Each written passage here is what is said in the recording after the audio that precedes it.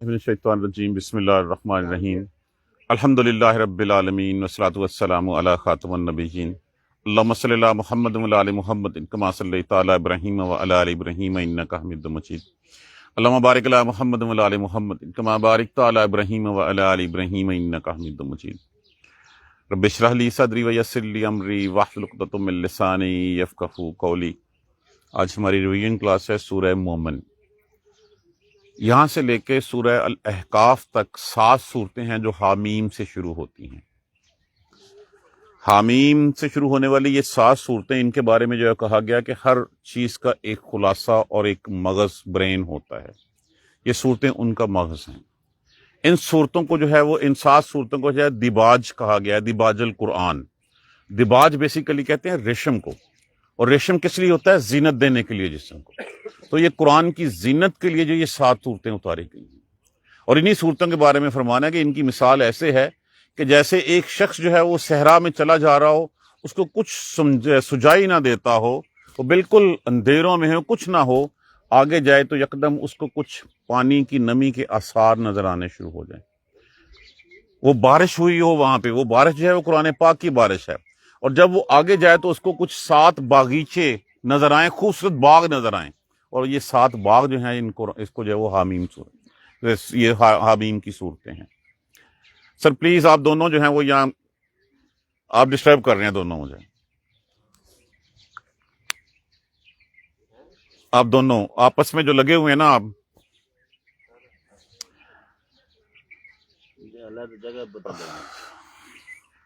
اب اسی سے حامیم کو اکثر جو کہا جاتا ہے، جیسے اس میں نکرہ کو اس میں معرفہ بنانے کے لیے الف لام کا ساتھ جمع کرتے ہیں، الحامیم بھی کہا جاتا ہے۔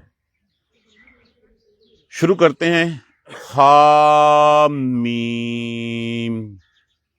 حروف مقطعات ہیں، اللہ سبحانہ تعالیٰ کے راز ہیں، اللہ سبحانہ تعالیٰ بہتر جانتے ہیں۔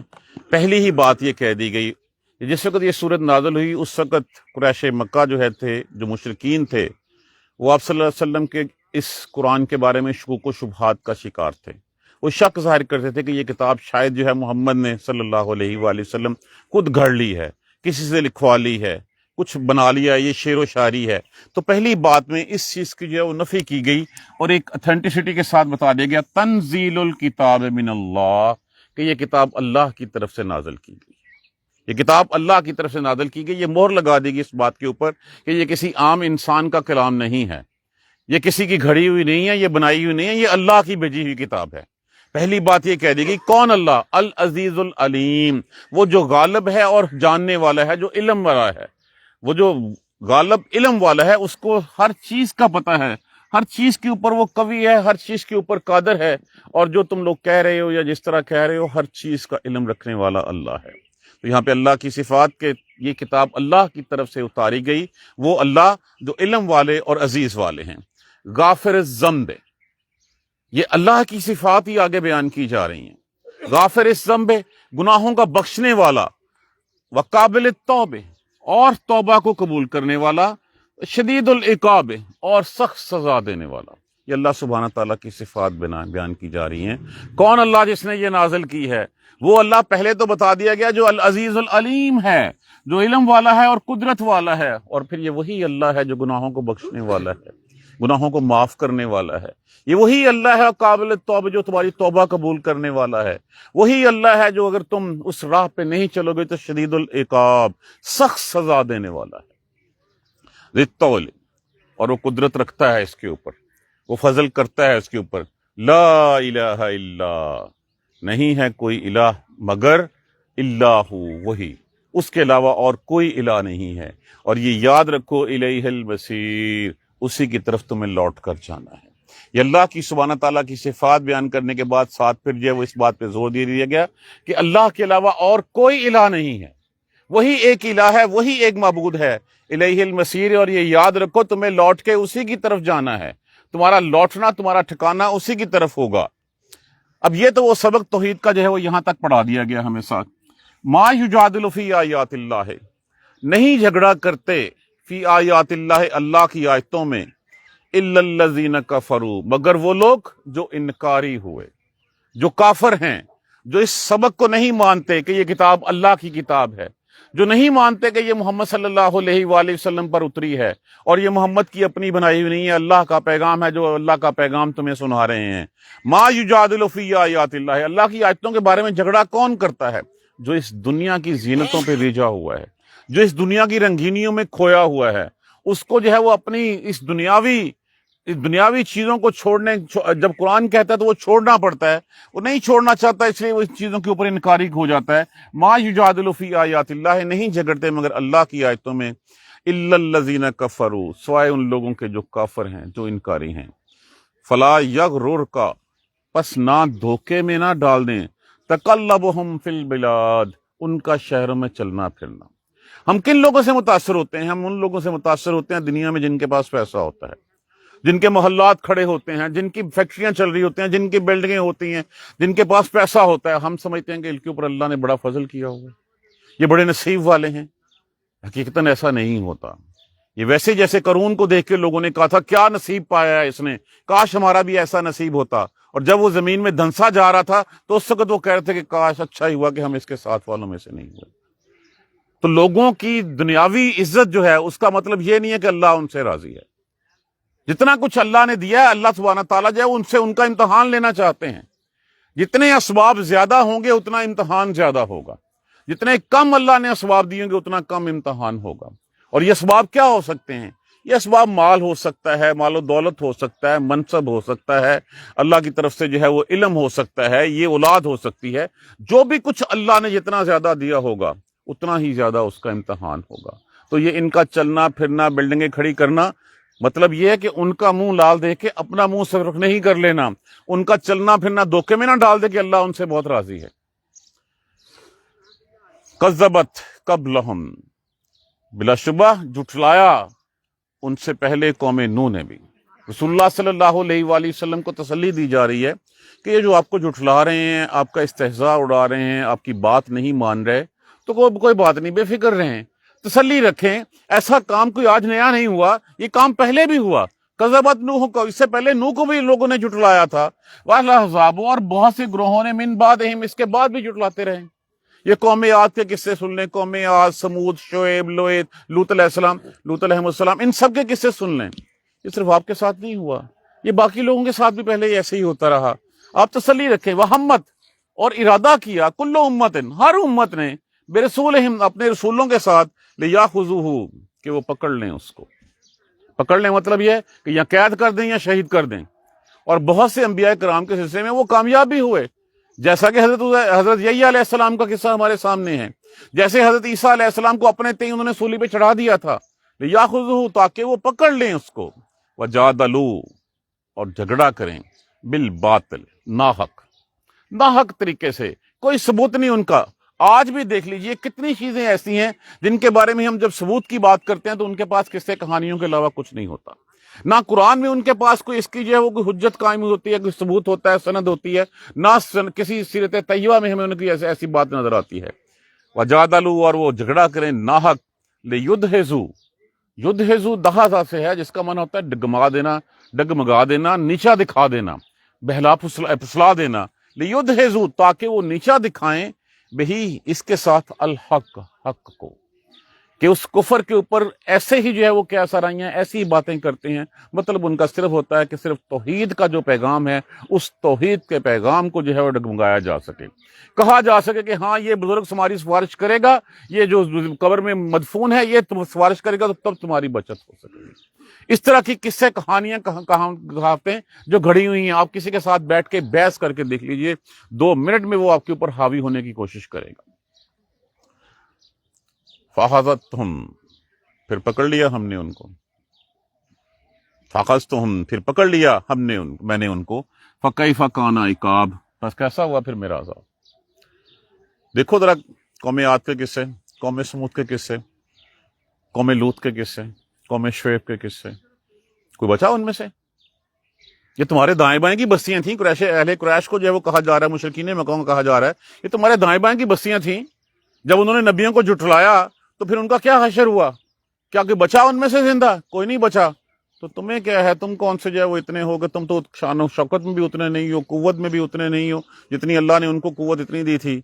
जब उन्होंने अल्लाह के अंबिया, अल्लाह के नबियों का इस्तेहज़ा उड़ाया, मजाक उड़ाते रहे, उनका क्या अंजाम हुआ, कैसी सजा उनको मिली, तो तुम्हें क्यों नहीं मिल सकती? क्या फिर इनके ऊपर क्रैश मक्का के ऊपर फिर अजाब नहीं आया? पहला अजाब उनके ऊपर बदर की शक्ल में आया। जो इस्लाम को मिटाने आए थे, खुद जो है वो मिट गए। 70 बड़े सरदारों की गर्दनें उतर गईं।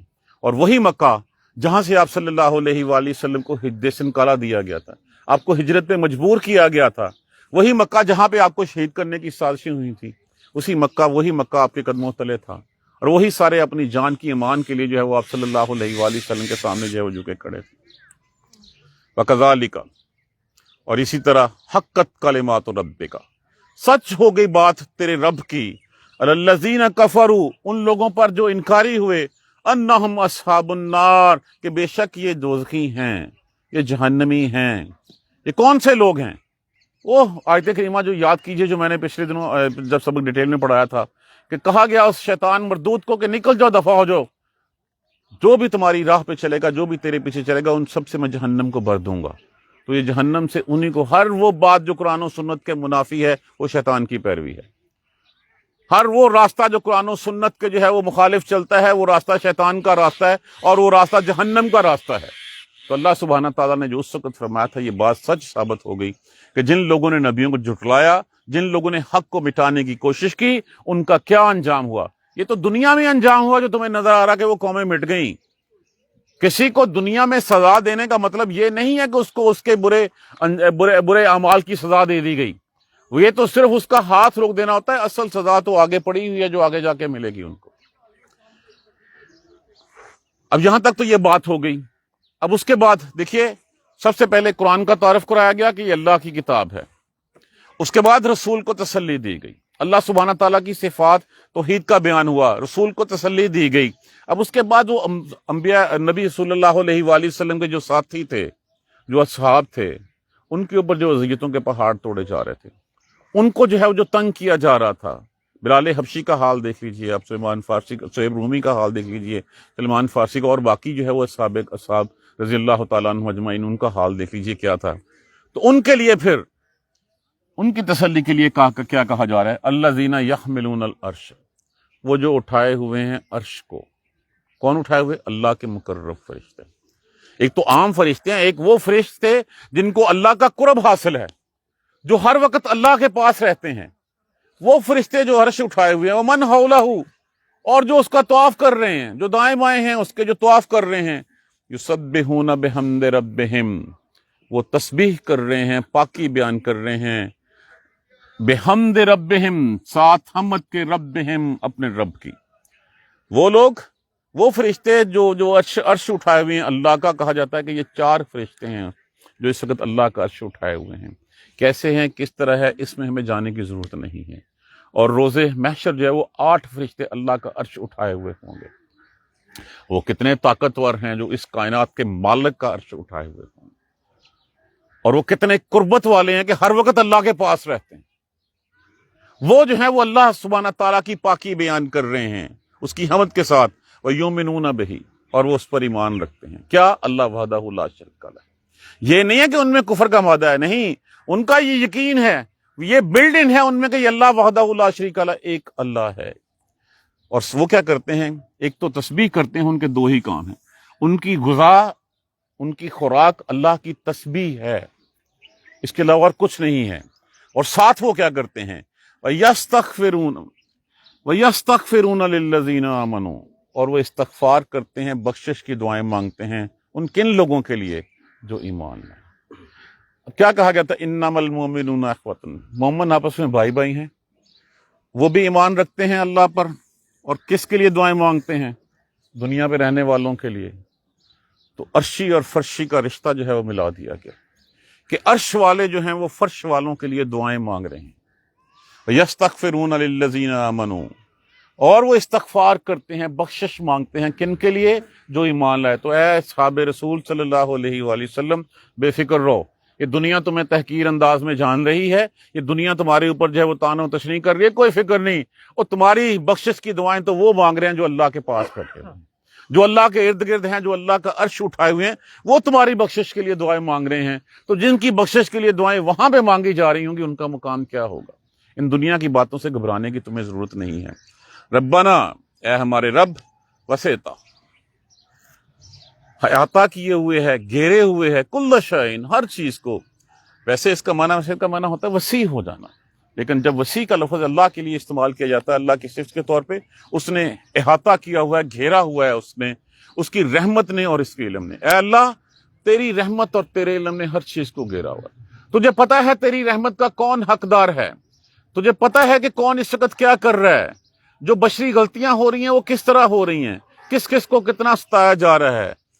فاغفر للذین تابوا، تو اے اللہ جن سے غلطیاں ہوگی، تابو، پس بخش دے ان لوگوں کو جنہوں نے توبہ کی، جو پلٹ آئے تیری طرف۔ اے اللہ بخش دے ان کو جنہوں نے توبہ کی، جو پلٹ آئے، واتبعوا سبیلک، اور اتباع کی تیرے راہ کی، وقہم عذاب الجحیم، اور بچا لے ان کو جہنم کے عذاب سے۔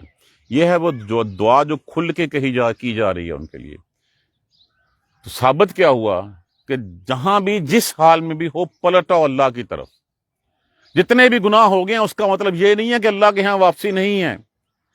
مشرکین کتنے بڑے بڑے جو ہیں وہ اصحاب تھے، جنہوں نے اللہ کے رسول کے خلاف جنگیں بھی لڑیں، اور اس کے بعد پھر جو ہے وہ انہی صحابوں میں جو ہے ان کا نام شامل ہوا، اور سیف اللہ بھی کہلائے، وہ اللہ کی تلوار کا ان کے خطاب بھی جو ہے وہ انہی کو ملا، کہ اللہ ان لوگوں کو معاف کر دے، تابو، جنہوں نے توبہ کی اور جنہوں نے تیری راہ کی پیروی کی، کہ جو پلٹے اور پلٹ کے پھر صرف تیری راہ پہ چلنے لگ پڑے۔ وقہم عذاب الجحیم، اور بچا لے ان کو جہنم کے عذاب سے۔ اب یہاں پہ جہنم کے عذاب سے بچا لیا جانا، اس کا مطلب یہ نہیں ہے کہ وہ جنت میں داخل ہو گئے۔ دیکھیں، جہنم کے عذاب سے بچانے کے بعد درمیان میں ایک جگہ اور بھی ہے، وہ آراف ہے، وہ درمیان والی دیوار ہے۔ اس دیوار پہ جو ہے وہ ہوں گے جو جہنم کی عذاب سے بچا لیے گئے ہوں گے، اس کے بعد جنت میں تب داخل ہوں گے جب اللہ سبحانہ تعالیٰ کی رحمت نازل ہوگی ان کی۔ تو پہلی دعا ان کے لیے یہ داخل کی کہ واقعہم عذاب الجحیم، بچا لے ان کو جہنم کے عذاب سے۔ ربنا، اے ہمارے پروردگار، وادخلہم، اور داخل کر دے ان کو، جنات عدن التی، وہ جنت میں، وہ جو ہمیشگی والی جنت ہے، وہ جس کا وعدہ تو نے ان سے کیا۔ تو اللہ وہ ان کو اب داخل بھی کر دینا جنت میں، وہ جنت جو ہمیشگی والی ہے، جس کا وعدہ تو نے ان سے کیا ہے۔ کیا یہ وعدہ میرے آپ کے ساتھ نہیں کیا گیا؟ یہ قرآن ہمیں اسی وعدے کی جو ہے وہ تجدید کرواتا ہے کہ اگر تم میری راہ پہ چلو گے، میری پیروی کرو گے، تو جنتیں تمہارا انتظار کریں گی۔ یہ کون سی جنتیں؟ ہمیشگی والی جنتیں، وہ جنتیں جن کے نیچے نہریں بہ رہی ہوں گی، وہاں پہ تختوں پہ گاؤ تکیے لگائے ہوئے ہوں گے، وہاں پہ ریشمی کم خواب لباس پہنائے ہوئے ہوں گے، کنگن ان کے پاس ہوں گے، ساتھ ان کی بیویاں ہوں گی، ان کی ہم زوج ہوں گی ان کی، اور یہ ہمیشگی والی باتیں۔ ومن صالح، یہ تو ان کی بات ہو گئی۔ ومن صالح، اور جنہوں نے اصلاح کی، جو صالح ہوئے، من آبائہم، ان کے آباء اجداد میں سے۔ اب ایک جنتی وہاں بیٹھا ہوگا، اور جنتی وہاں بیٹھ کے یاد کرے گا اپنے ماں باپ کو، اپنے بھائی بہنوں کو، اپنے بچوں کو، اللہ سبحانہ تعالیٰ سے پوچھے گا کہ اللہ وہ کہاں ہیں؟ اللہ سبحانہ تعالیٰ فرمائیں گے کہ ان کی نیکیاں اتنی نہیں تھیں کہ وہ تمہارے درجے تک پہنچ سکتے۔ اللہ مجھے ان سے ملا دے۔ تو اللہ تو پہلے ہی دلوں کا حال جانتا ہے۔ اللہ یہ نہیں کرے گا کہ اس کو نیچے لے آئے گا، نیچے والوں کو اٹھا کے اس کی جنت میں درجات میں داخل کر دے گا۔ تو یہ انہی کے لیے دعائیں مانگیں، من صالح من آبائہم، اور جو صالح ہوئے ان کے آباء و اجداد میں سے، وازواجہم، اور ان کی بیویوں میں سے، وذریاتہم، اور ان کی اولادوں میں سے۔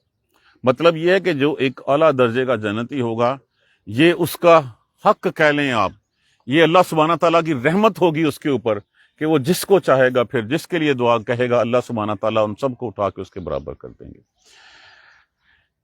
انک انت العزیز الحکیم، بے شک تو ہی غالب حکمت والا ہے، تو ہی غالب ہے، تو کرنے کی قدرت رکھتا ہے، اور تیرا کوئی کام حکمت سے خالی نہیں ہے، ہر چیز تیری جو ہے وہ حکمت والی ہے۔ واقعہم سیئات، ان کو بچا لے بدیوں سے، برائیوں سے۔ بدی برائی کیا ہوتی ہے؟ بد اخلاق ہونا، بد اعمال ہونا، بد خیالات کا حامل ہونا، اور بری راہ پہ چلنا۔ اللہ ان کو، اور پھر اسی کا مراد کا معنی سزا بھی ہوتا ہے، اس کا معنی جو ہے مصیبت بھی ہوتا ہے، تکلیف بھی ہوتا ہے۔ واقعہم سیئات، بچا لے ان کو برائیوں سے، بدیوں سے، تکلیفوں سے، مصیبتوں سے۔ امن تک السیئات، اور جس کو تو نے بچا لیا یومئذ اس دن مصیبتوں سے، مشقتوں سے، تکلیفوں سے، فقد رحمتہ، تو بلا شبہ رحمت ہوگی جس کو اس دن بچ گیا جو، وہی پھر کامیاب ہو گیا۔ کیا ہوا؟ وذالک هو الفوز العظیم، اور یہ ہے وہ بڑی کامیابی۔ یہ بڑی کامیابی وہی ہے کہ جو اس دن جو ہے وہ جہنم سے بچ گیا، اس دن برائیوں سے بچ گیا، بدیوں سے بچ گیا، مشقتوں سے، تکلیفوں سے بچ گیا، اور اللہ کی رحمت کا جو ہے وہ یہی اس کے اوپر رحمت ہوگی، اور یہ رحمت ہی سب سے بڑی کامیابی ہے۔ انسان کو اسی رحمت کے لیے اللہ سے دعا کرنی چاہیے کہ اللہ اپنی رحمت کی بارش ہمارے اوپر بھی برسا دے۔ تیری ملک میں کوئی کمی نہیں آئے گی، لیکن ہم جیسوں کی جو ہے وہ ابدیت جو ہے وہ سنور جائے گی، اور یہی سب سے بڑی کامیابی ہے۔ دیکھیے یہ دنیا، ساری کائنات اللہ نے جو ہے وہ انسان کے لیے بنائی ہے، اور انسان آخرت کے لیے بنایا گیا ہے۔ ان الذین کفروا، اب بات ہو گئی قرآن کی، بات ہو گئی اللہ سبحانہ تعالیٰ کی صفات کی، بات ہوگی رسول صلی اللہ علیہ وآلہ وسلم کی تسلی کی، بات ہوگی اصحاب کی، مومنوں کی، جن کے لیے فرشتے دعائیں کرتے رہتے ہیں۔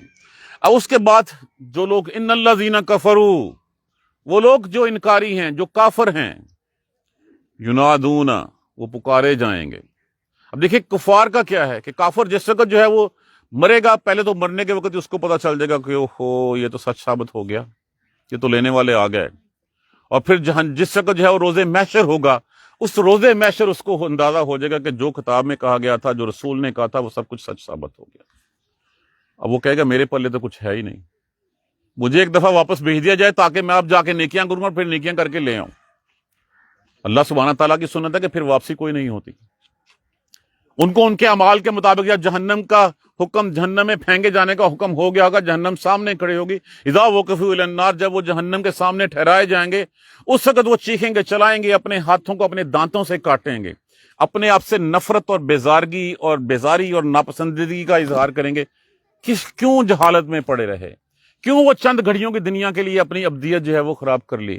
ان کو اس وقت غصہ آ رہا ہوگا اپنے اوپر۔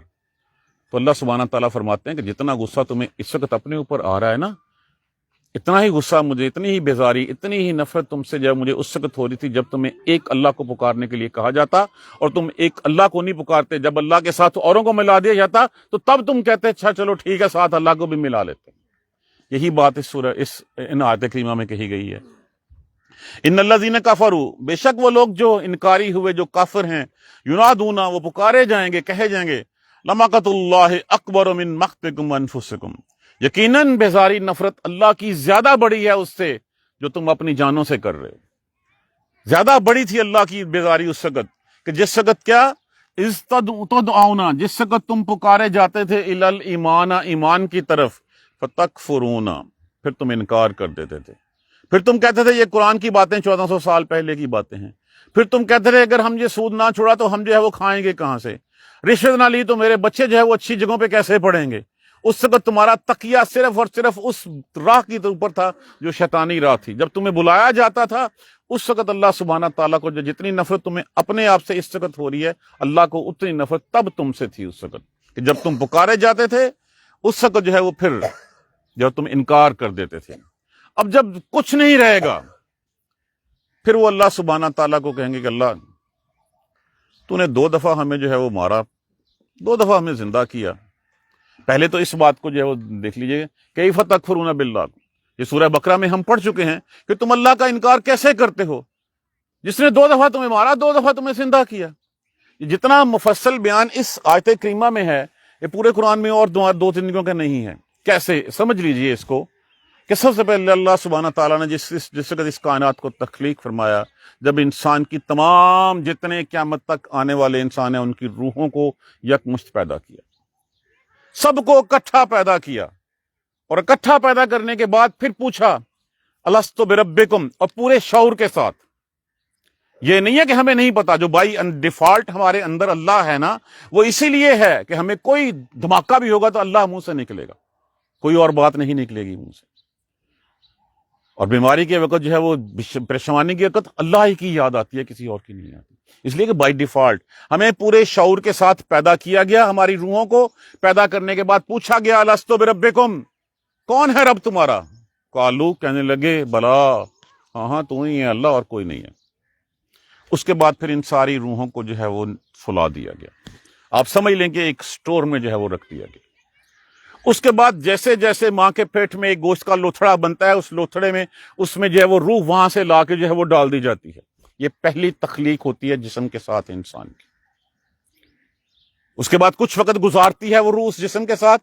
اس کے بعد پھر روح دوبارہ جو ہے وہ لے لی جاتی واپس، اور جسم اپنی اصل مٹی سے بنا تھا مٹی کی طرف لوٹ جاتا ہے. یہ انسان کی ہوگی پہلی موت.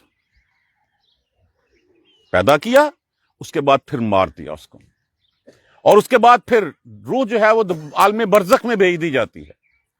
جتنی آنے والی قیامت تک جو ہے وہ آنے والے بچے ہیں، آنے والے جسم ہیں، آنے والے لوگ ہیں، ان سب کی روحیں وہیں پہ سٹور کی گئی ہیں، وہاں سے لائی جاتی ہیں، لا کے گوشت کے اس لوتھڑے میں جو ہے وہ جسم میں ڈال دی جاتی ہیں، اپنا اپنا وقت گزارتی ہیں، وقت گزار کے عالم برزخ کا رخ کر لیتی ہیں. عالم برزخ میں کب تک کتنا عرصہ رہنا ہے اللہ سبحانہ تعالیٰ کو پتا ہے. روح جسم جو ہے وہ مٹی کا مٹی میں مل جاتا ہے. پھر روز محشر اس روح کو عالم برزخ سے اس جسم میں دوبارہ ڈال دیا جائے گا. یہ پھر اٹھنا ہوگا. ایک پہلا روحوں کا سونا، پہلی موت، پھر اس کے بعد ماں کے پیٹ میں جو ہے وہ روح کا جو ہے وہ دوبارہ جسم کے ساتھ ملنا، اس کی تخلیق، پھر اس کا مارنا، اور پھر روز محشر ان کا اٹھنا. یہ دو موتیں اور دو ہو گئیں. تو اس کو تو کہیں گے اللہ 2 باری ماریا، 2 باری زندہ کیتا، 1 باری اور دے پھر میں، تاکہ ہم دوبارہ جو ہے اس راہ پہ جا سکیں. کالور کہیں گے ربنا، اے ہمارے رب، امتنا اسنتینا، تو نے 2 دفعہ مارا ہمیں، واحییتنا اسنتینا، 2 دفعہ تو نے زندہ کیا ہمیں، فاعترفنا بذنوبنا، پس وہ اعتراف کر لیں گے اپنے گناہوں کا، مان لیں گے کہ ہاں اللہ ہم غلط کرتے رہیں. لیکن اس وقت ماننے کیا فائدہ جہاں سے واپسی کچھ نہیں ہے. فہل الی خروج من سبیل، تو کیا کوئی یہاں سے باہر نکلنے کا راہ ہے؟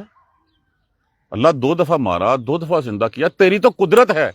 یہ تو ایسے ہی ہے جیسے کسی کو مسکا لگایا جا رہا ہو، جس کی خوشامد کی جا رہی ہو کہ یار تو اے بھی کر سکتا، تو اے بھی کر سکتا، تو اے بھی کر دے. تو یہ لہجہ ان کا نوٹ کیجئے. یہاں پہ وہ کہہ رہے ہیں ہمارے پروردگار 2 دفعہ تو نے ہمیں مارا، 2 دفعہ زندہ کیا، ہم مانتے ہیں ہم غلطیاں کر بیٹھے ہیں، لیکن وہ غلطیاں اس وقت جو ہے وہ کام نہیں آئیں گی، اس وقت گناہوں کا اعتراف کام نہیں آئے گا. تو اب وہ اس وقت کہہ رہے ہیں کہ فہل الی خروج من سبیل، کیا کوئی راہ ہے، کوئی نکلنے کا راستہ ہے؟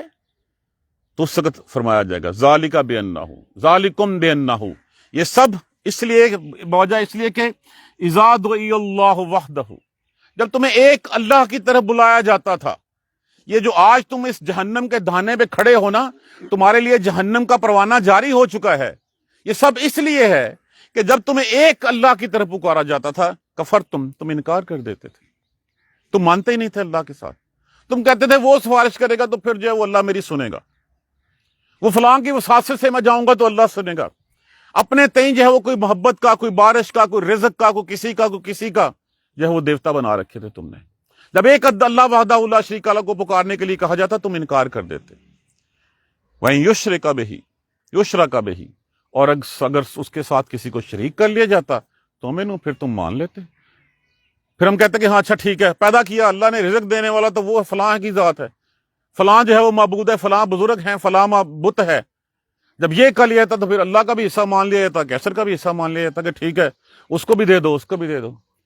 اکثر افسانے کہانیاں جو ہیں وہ انہی بزرگوں سے، انہی معبودوں کے جو سو کال بنائے ہوئے ہیں انہی کے تم سنتے، اور ساتھ میں اللہ کا بھی جو ہے وہ تڑکا لگ جاتا تو تم مان لیتے کہ ہاں ٹھیک ہے. آج بھی پوچھا جائے کس نے پیدا کیا؟ اللہ نے. جب اللہ نے پیدا کیا تو پھر اللہ کی مانتے کیوں نہیں ہو؟ اللہ کو مانتے ہو، اللہ کی کیوں نہیں مانتے ہو؟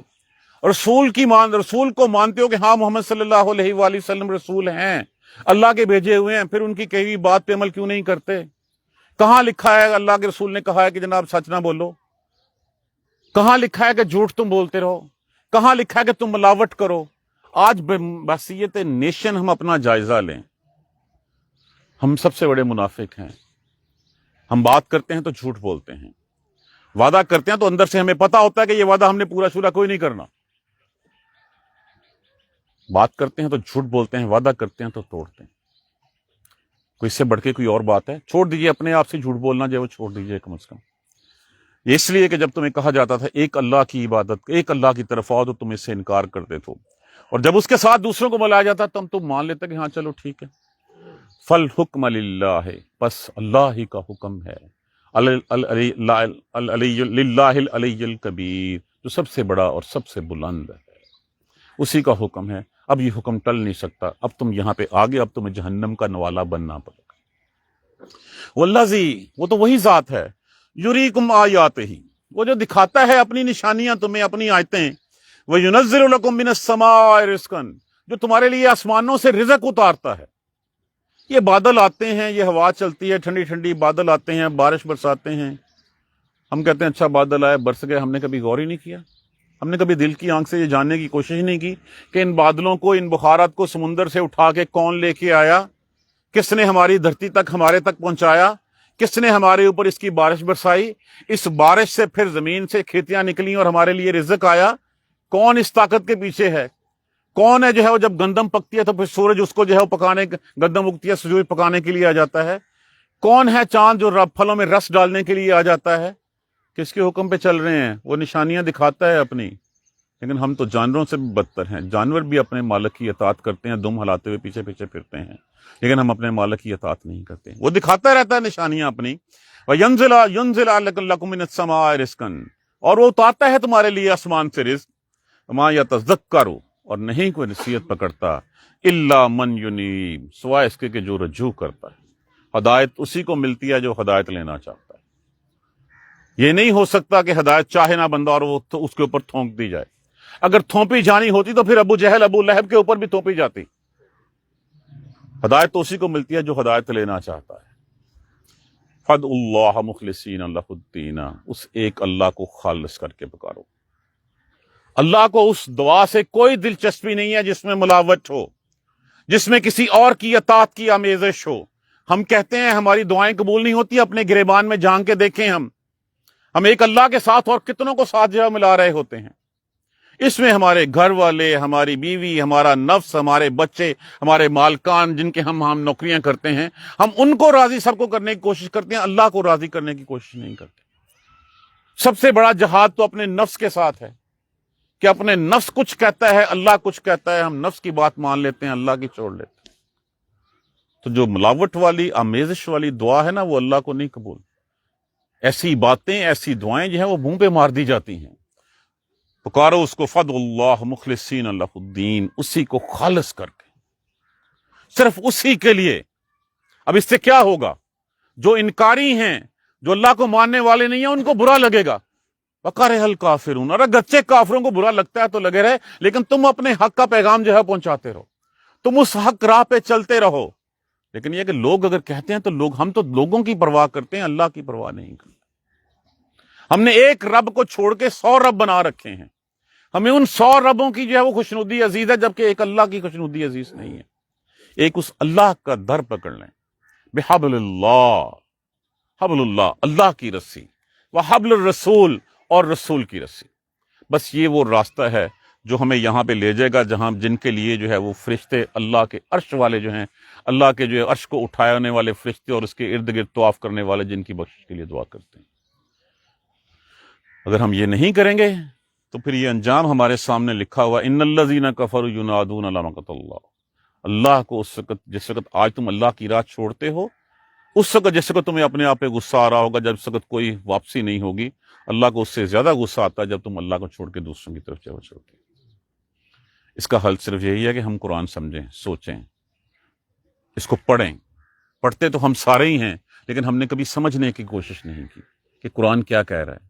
دیکھیں جتنی باتیں ہم نے سورہ حامیم المومن میں جو ہے وہ 14 آیتیں پڑھی ہیں، کیا 14 آیتیں، اسی لیے میں نے کہا کہ یہ مغز ہے، یہ خلاصہ ہے قرآن کا، یہ دروازہ ہے قرآن کا، کہ یہ ہمیں سیدھی راہ دکھا۔ یہ 14 آیتیں ہی ہماری زندگی بدلنے کے لیے کافی ہونی چاہیے کہ ہم سیدھے راہ پہ چل پڑیں، کہ اگر ہم نہیں ہوں گے تو ہمارا انجام کیا ہے، اگر ہم چلیں گے تو ہمارے لیے کیا کچھ بندوبست کر کے رکھا ہو۔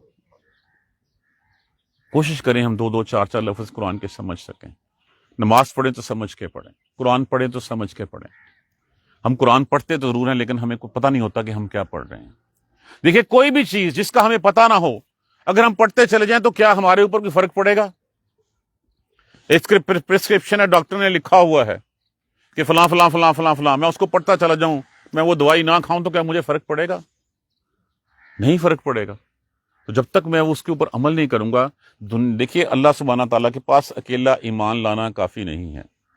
یہ تو ہماری خوش قسمتی ہے کہ امت محمدیہ میں پیدا ہو گیا، لا الہ الا اللہ کا کلمہ جو ہے وہ بچپن میں پڑھا دیا ماں باپ نے، اللہ اللہ اکبر کی آوازیں جو ہیں وہ کان میں جو ہے وہ سنائی دے دی گئیں، لیکن جب تک ہمارے اعمال صالح نہیں ہوں گے، کسی بھی جگہ پہ گارنٹی صرف کیا گیا ہے آمنوا وعملوا الصالحات، وہ لوگ جو ایمان لائے اور جنہوں نے عمل صالح کیے۔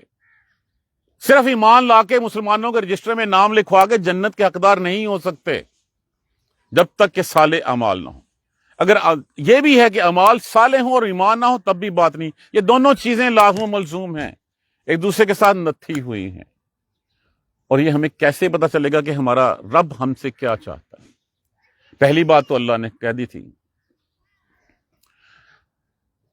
اور نہیں پیدا کیا ہم نے ما خلقت الجن والانس الا لیعبدون، نہیں پیدا کیا ہم نے جن و انس کو سوائے اس کے کہ میری عبادت کریں۔ ہم نے عبادت سمجھ لی، بٹ ٹھیک ہے مسیتے جاؤں گے اتھے اللہ ہے گا، اتھے نماز پڑھ کے واپس آ جائیں گے، نہیں، ہمارا چلنا پھرنا بھی ہماری عبادت ہے۔ اس کے لیے کہا نہیں جاتا رزق حلال عین عبادت ہے، اور رزق حلال کمانے والا روز محشر نبیوں شہیدوں صدیقوں کے ساتھ ہوگا اس دن۔ تو ہماری تو ہر ایکٹ عبادت ہے۔ اگر ہم ہر اس راہ پہ چلیں، اپنے آپ کو اس طرح کا بنا لیں کہ ہر کچھ بھی کرنے سے پہلے یہ دیکھیں کہ میرا اللہ اس میں میرے لیے کیا چاہتا ہے، جو اللہ چاہتا ہے اس راہ پہ چل پڑیں، تبھی کامیابی ہے، نہیں تو پھر انجام سامنے لکھا ہوا ہے۔ اس وقت پھر غصہ کرنے کا، اس وقت پھر ناراضگی اپنے آپ سے کرنے کا، اپنے ہاتھ کاٹنے کا کوئی فائدہ نہیں ہوگا۔ اللہ سبحانہ تعالیٰ مجھے آپ کو قرآن سمجھ کر پڑھنے اور اس پر عمل کرنے کی ہمت اور توفیق دے۔ جزاک اللہ خیر۔ سبحانک اللہم و بحمدک، اشہد ان لا الہ الا انت، استغفرک و اتوب الیک۔ اعوذ باللہ من الشیطان الرجیم، بسم اللہ الرحمن الرحیم۔ الحمد للہ رب العالمین، الحمد للہ رب العالمین، الحمد للہ رب العالمین۔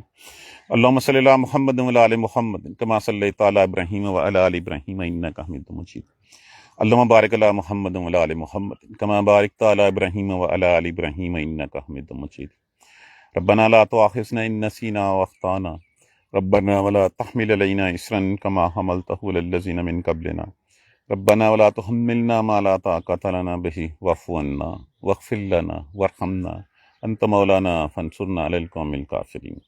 ربنا لا تزغ قلوبنا بعد اذ ہدیتنا وہب لنا من لدنک رحمۃ انک انت الوہاب۔ رب اغفر وارحم وانت خیر الراحمین۔ یا رب ارحمہما کما ربیانی صغیرا، یا رب ارحمہما کما ربیانی صغیرا، یا رب ارحمہما کما ربیانی صغیرا۔ اللہم اغفر لنا وارحمنا، اللہم اغفر لنا وارحمنا، اللہم اغفر لنا وارحمنا۔ ربنا تقبل منا، ربنا تقبل منا، ربنا تقبل منا انک انت السمیع العلیم وتب علینا انک انت التواب الرحیم۔ الحمد للہ رب العالمین، آمین یا آمین۔